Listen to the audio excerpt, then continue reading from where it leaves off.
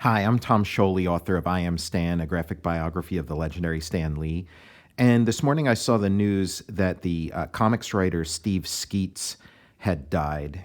And I wanted to just say a couple things about his work. He had written an issue of The Submariner with art by Dan Adkins. And a lot of those like 70s Submariners, a lot of those 70s Submariner comics were sort of hit or miss and mostly forgettable. You know, there's some good moments here and there, but I read that one. It was just sort of a comic I'd sort of bought randomly, and I was really impressed with it. It was Submariner issue number 72, and again, I just sort of picked it out at random. Looked interesting. I'm a fan of Dan Adkins and his artwork.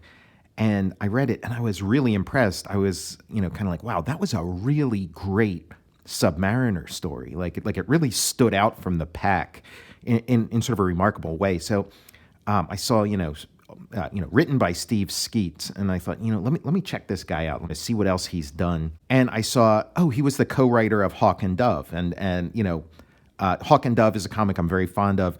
I'm a big Steve Ditko fan, so. It's kind of like, I read these Steve Ditko comics and it's sort of like, oh yeah, Steve Ditko and some other guy. And so I didn't really, take note of like, oh yeah, the Steve Skeates part of the equation. So then with that knowledge, I sort of went back into the sort of story behind the story with Hawk and Dove, reprinted here in the Steve Ditko Omnibus Volume 2. Really nice set that DC put out, volumes 1 and 2 of the Steve Ditko Omnibus. You get some stuff that like has never been printed anywhere before. In Volume 1, you get like the final issue of Shade the Changing Man, which was only published in Canceled Comics Cavalcade, which was just like a little, Xerox print run just to sort of secure the copyright. The story behind the story of Hawk and Dove is that Hawk and Dove, it was this comic Steve Ditko and Steve Skeates worked on together. And the idea was it was sort of made in, I think, like 1969. It's like, the height of sort of the 60s and the counterculture movement and the anti-war movement. And then sort of like and so they were going to make a comic about it together and like really engage in those issues. Now, of course, it's a superhero comic, which ends up being one of the sort of, limiting factors about, just how deep you can go with like a serious subject. But they entered into this, with a great deal of seriousness and created, a great little comic book. I think it only ran like 3 issues, but, just really great. And they were each coming from sort of completely opposite ends of the spectrum. Ditko with his sort of Ayn Rand philosophy, and then Steve Skeates with his more, anti-war philosophy. And so the tension between these two creators created a really great comic, but it was not long for this world. There was too much sort of tension between the two of them with their completely opposite viewpoints, each one wanting their viewpoint to sort of win out. And of course, the two men, the two Steves, Steve Skeates and Steve Ditko, are much more complicated than can be just summed up with some cartoon shorthand. But I'd say Ditko was sort of the one who was more sympathetic to the Hawk end of the equation, and Steve Skeates was more sympathetic to the Dove end of the equation. But what you end up with is a really fascinating comic, and a lot of these teams, these sort of comics teams, the really great ones, tension eventually destroys them. And that happened very fast with this one. And so we get the tale of the Hawk and Dove. We have an anti-war protest going on. And then counter-protesters show up, the sort of, pro-war faction. And the two brothers, the Hawk and the Dove, are sort of fighting it out. And the Hawk has this sort of aggressive posture, shaking his fist in his brother's hand. And then his brother has sort of this like hand outstretched, this sort of peaceful, very compatible with sort of a lot of the sort of, 60s anti-war movement. And so as these two sides are having their argument, the brothers are having their argument, and it, violence erupts. And now we're back at the courthouse where their father is a judge. and he's putting a racketeer behind bars. And then the two sons, they sort of approach him with their opposing viewpoints about what went on during the day. And the father's telling them that each of their views are somewhat incomplete, and that they both need, like a better understanding of each other. And I, looking at this book, I kind of see The Hawk and the Dove as a lot of times a really helpful way to read a genre story, is to look at sometimes the characters that are in opposition can often represent, a single person, like two sides of the human equation, and that maybe Steve Ditko or Steve Skeates or both of them have, some degree of the hawk within their psyche and some degree of the dove. And just looking at the drawings, I see that, this sort of nerd character of the dove seems a lot like Steve Ditko's, sort of, who he was, as in high school and whatnot. And then this, it's almost like you took Peter Parker and then split him into two people.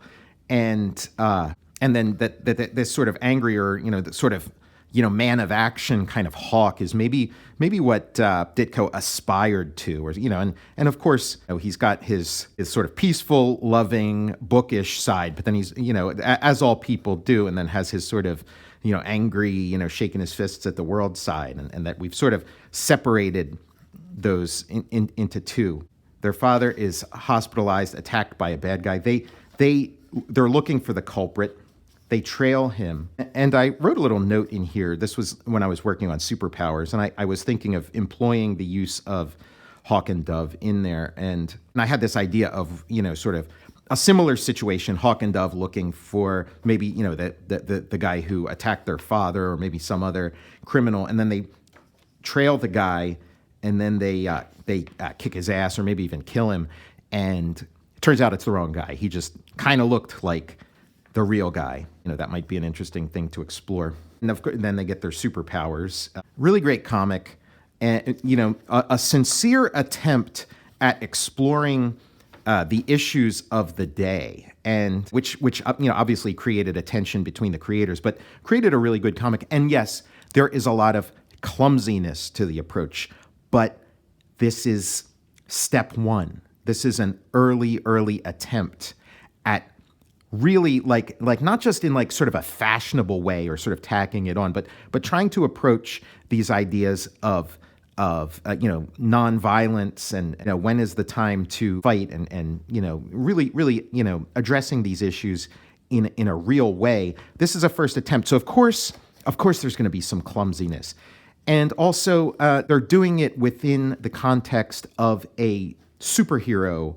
tradition, a superhero comic genre tradition, and there are things inherent to the genre, and possibly inherent to the medium that kind of get in the way. And Alan Moore's talked about this with Watchmen, that he ultimately realized you can't really talk about anything too serious in a superhero comic because the superhero stuff just gets in the way, and that happens here. And what ends up happening as the series goes on is this equation of this ongoing debate between the hawk and the dove gets skewed towards the hawk, because the hawk plays into, he's sort of harmonious with the traditions and expectations of the genre. How do you make a superhero comic with a superhero character who is completely committed to nonviolence? The hawk just tends to win out, and when these characters are rarely used, they're just kind of difficult to figure out. And I struggled with that too. I put a lot of work into figuring out how to make the hawk and the dove relevant, and a lot of it is like leaning on the hawk, because I don't think he has the correct worldview. I don't think he's he's on the side of the angels. I tend to side more with the dove, but as a comic book character, he just fits the mold a lot better. And so the dove is a bigger challenge, and Kirby addresses this in his work when he did the Forever People, he wanted to make a nonviolent superhero team, a superhero team that was committed to the cause of nonviolence. And he got some comedy out of it.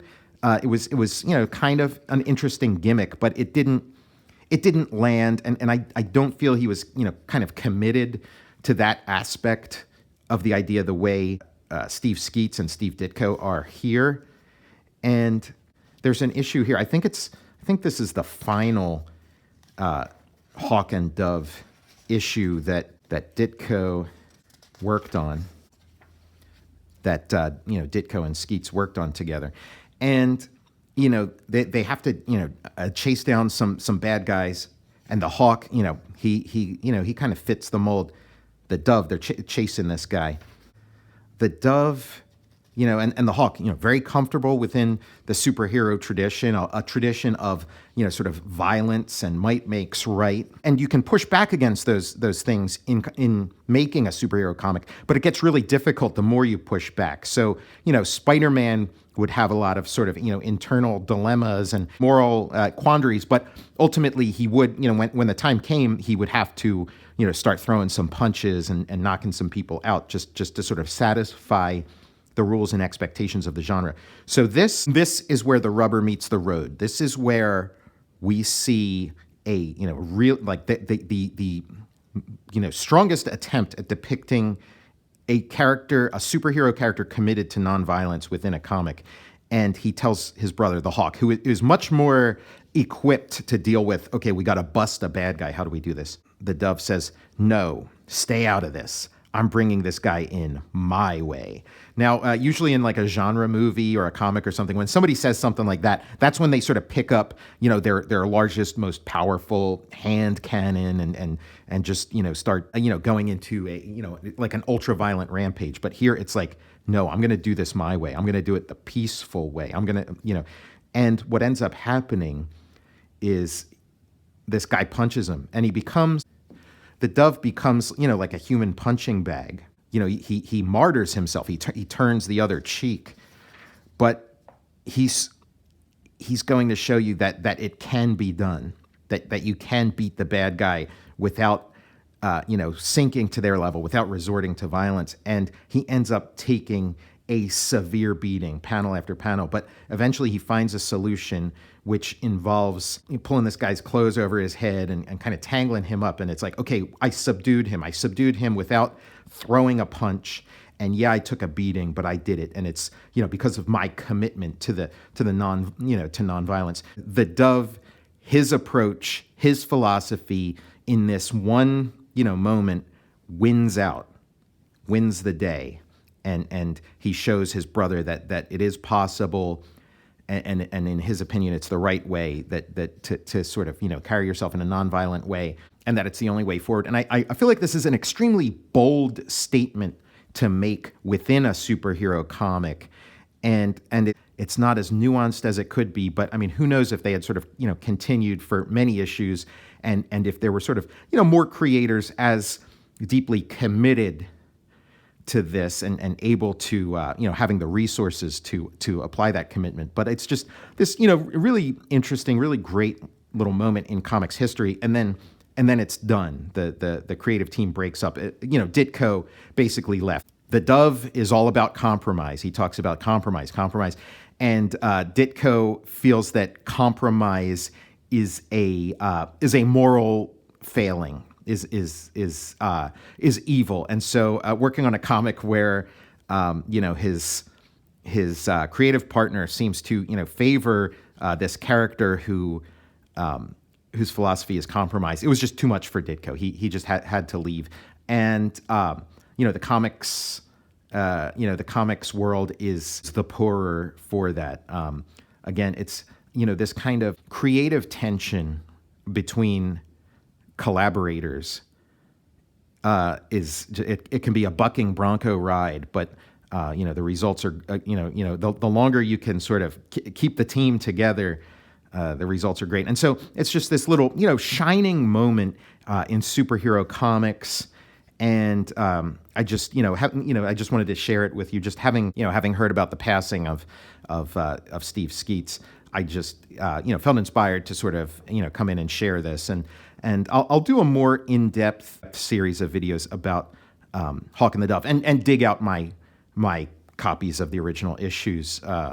Again, this reprint is pretty nice, but I got somewhere in my long boxes I have all the issues of Hawk and Dove, so I think it's worth exploring, and worth exploring in a more in-depth way. I'm Tom Scioli, author of I Am Stan, a graphic biography of the legendary Stan Lee, and in the show notes below you'll find a pre-order link to I Am Stan, where you can pre-order the book, and at that same link you can also pre-order Jack Kirby, The Epic Life of the King of Comics in softcover. I'll see you next time.